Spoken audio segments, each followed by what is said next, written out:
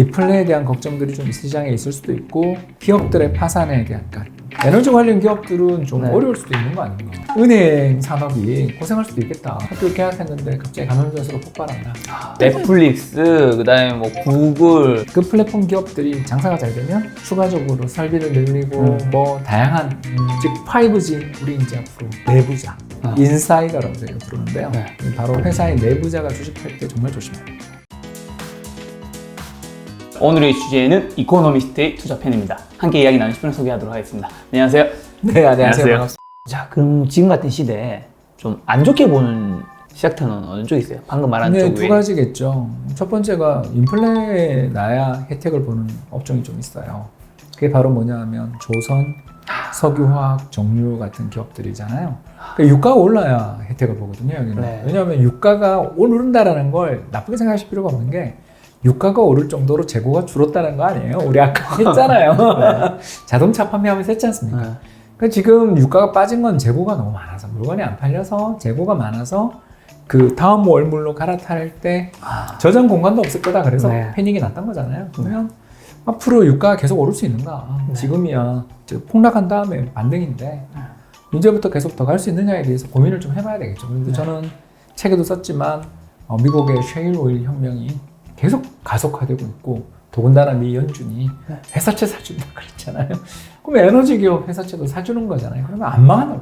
돈 싸움으로 가면 누가 이길까? 이걸 우리 한번 생각해 봐야 되는 거죠. 그래서 대마불사라는 말이 괜히 나온 게 아니라 미국 기업이 대마인 것 같아요. 그렇잖아요. 그래서 에너지 관련 기업들은 좀 어려울 수도 있는 거 아닌가. 그런 생각을 좀 해볼 수가 있는 거고 두 번째가 방금도 제가 고백했어요. 여러분 은행 산업이 고생할 수도 있겠다. 왜냐하면 기업들이나 이 차라리 뭐 부동산 쪽은 담보라도 있고 하면 괜찮은 것 같아요. 근데 이제 문제가 자영업자들이 문제가 좀 되지 않겠나.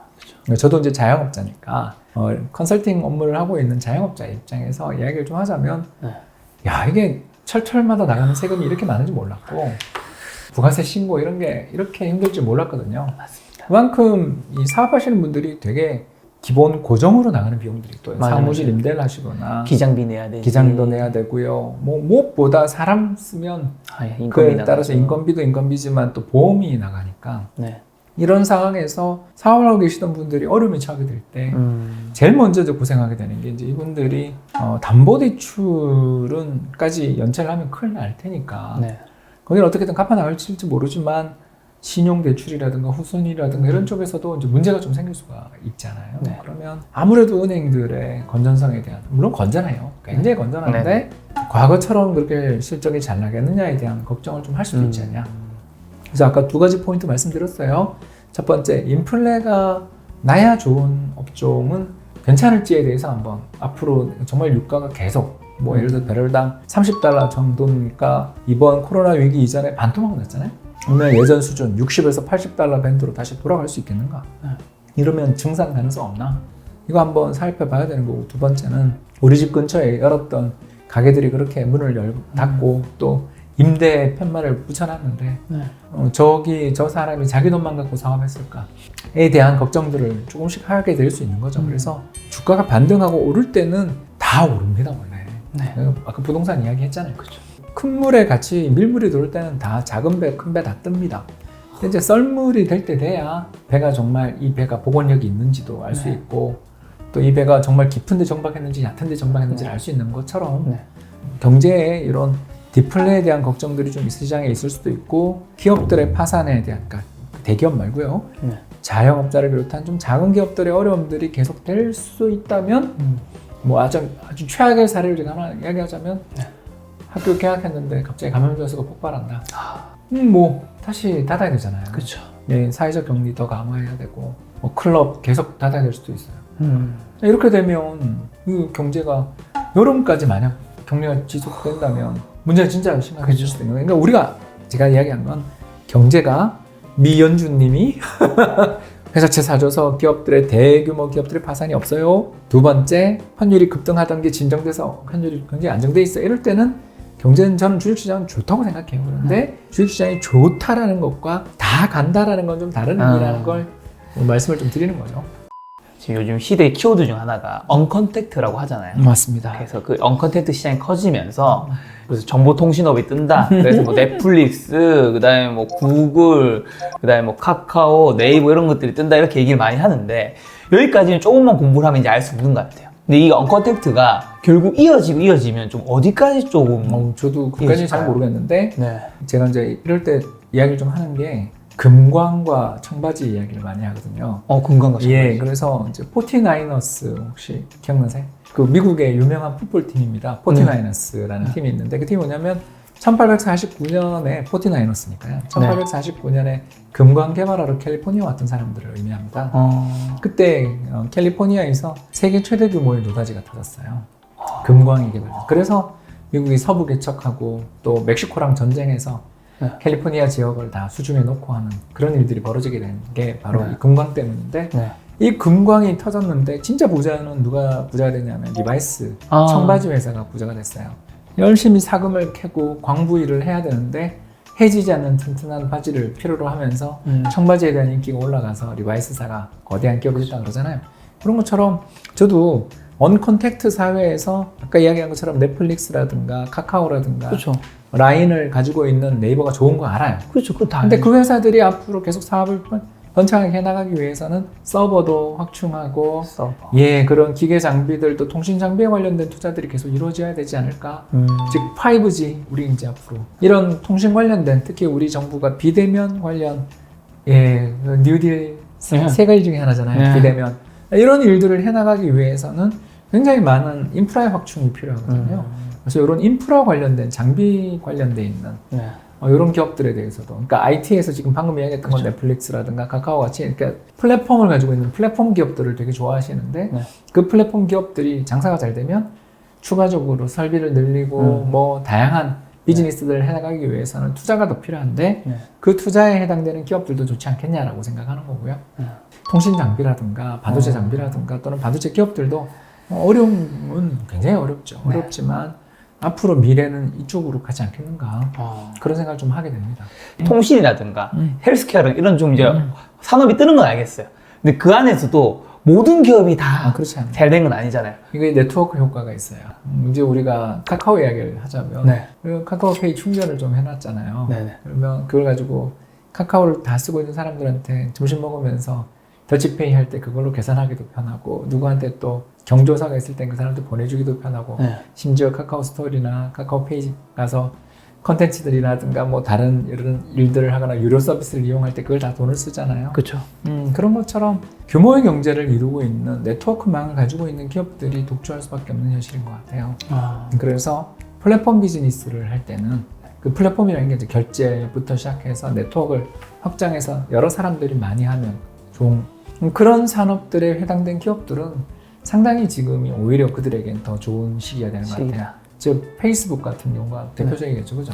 모든 사람들이 거기 들어가서 글을 올리고 거기서 논쟁을 벌이고 있는 상황에서는 그 곳에서 가서 뭔가가 어떤 일이 벌어지는지를 보지 않으면 흐름을 알 수가 없잖아요. 그래서 모든 사람이 다 한다면 그걸 하지 않을 수 없는 거고 넷플릭스도 자기들 오리지널 프로그램들을 그렇게 질 높은 걸 많이 만드는 이유가 워낙 가입자들이 늘어나니까 그 정도 투자하는 거는 문제가 안 되기 때문에 시너지 효과들이 더 커질 수 있고 또 한 나라에서 만드는 걸 잘만 자막 입히거나 또는 녹음해가지고 팔면 딴 데서도 얼마든지 잘 팔 수 있으니까 그 어마어마한 투자가 가능해지는 거잖아요. 근데 반면에 그걸 못하는 데는 점점 처지는 거죠. 그래서 여기는 이 네트워크의 세계는 승자 승, 패자 패가 되는 좀 빈익빈 부익부 그런 흐름들이 이어질 가능성이 상당히 높은 곳이고 그래서 해외 주식을 투자하시는 분들한테 저희들이 항상 하는 이야기가 판 기업들은 일단 너무 비싸다라는 걸로 잣대로만 보지 말고 그 기업들은 좀 관심을 가지고 또 우리나라 헬스케어 기업들이 투자하다가 고생하신 분들이 많아서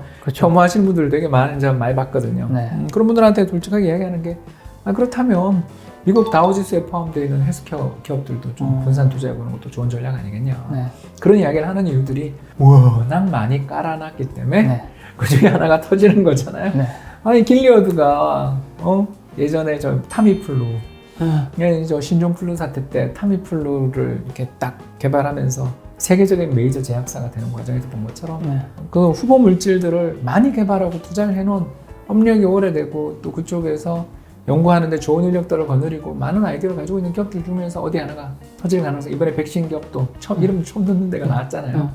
그런 데서 나올 수 있기 때문에 제 생각에 그렇습니다. 종목으로 투자해서 승부하기 어려운 업종이 지금 방금 말씀드린 헬스케어 업종일 수 있거든요.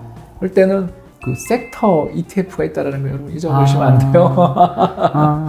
이해되시죠? 그래서 네. 개별 종목 잡기가 너무 어려워요라는 분들한테는 섹터 ETF도 나쁘지 않더라. 그럼 개별 종목 그래도 고를 때는 예를 들면 헬스케어 쪽이라 하면 셀트리온이나 이런 회사들도 있지만 신땡땡처럼 지금 이제 굉장히 위험한 종목들도 있잖아요. 예, 그거는 제가 경영학 박사로서 그래 안 보이지만 박사입니다. 네.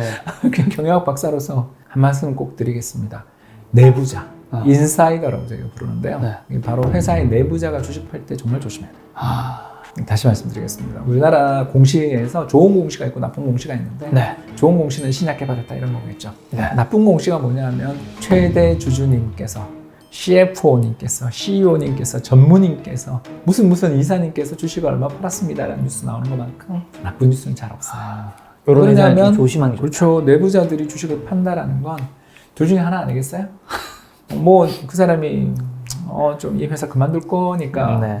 파는 것도 있을 수 있는데 이 회사 주가 이 정도면 만족해. 앞으로 좋은 소식이 없을 수도 있어. 그 사람이 틀릴 수도 있어요. 근데 확률적으로 높죠. 그런 시그널들, 그런 신호들을 잘 좀 이렇게 그러니까 공시를 좀 잘 보는 투자를 하기 전에 그 회사에 대주주가 샀는지 팔았는지 얼마 전에 현대자동차 기억 안 나세요? 뭐 있었어요? 정의선 씨가 네. 주가 그 최바닥에서 현대자동차 주식을 어마어마하게 샀잖아요. 샀어요? 네, 3월달 내내 샀습니다. 정의선 부회장이. 감사합니다. 가지고 계신가 봐요. 이제 아까 이야기했잖아요. 그런 회사는 다 삽니다. 대주주가 적극적으로 자기 사주를 사주는 그런 기업들은 굉장히 좋은 신호거든요. 그게 뭐냐면 우리 회사 저평가 됐습니다라는 걸 몸으로 알리는, 행동으로 알리는 신호들이죠. 대주주의 매매 행동에 대해서 좀 관심을 가지시면 종목 고를 때 굉장히 적어도 제 생각에는 큰 대박까지는 저도 뭐 그건 운에 다닌 것 같고요. 부비 트랩은 안 건드릴 수 있다. 혹시 뭐 또 다른 또 꼭 봐야 되는 뭐 지표라든가 그런 게 있다면? 또 하나 좀 참고할 만한 걸 하나만 더 말씀을 드리자면 요즘 같은 시기에는 이 제일 걱정이 뭘까 이렇게 우리가 물으면 투자를 했을 때 제일 걱정이 뭘까 이렇게 물으면 회사 파산하는 거예요. 네, 회사 파산하는 거예요. 회사 파산하는 거를 그 전에 알아낼 수 있는 가장 좋은 방법이 뭐냐면요. 작년 데이터들을 다 공시에 나와 있어요. 그렇죠. 어떤 회사 투자할 때 그냥 현금 흐름표 한 번만 보시면 돼요. 그러니까 영업 부문의 현금 흐름, 오퍼레이팅 캐시플로우라고 저희가 부르는데요. 네.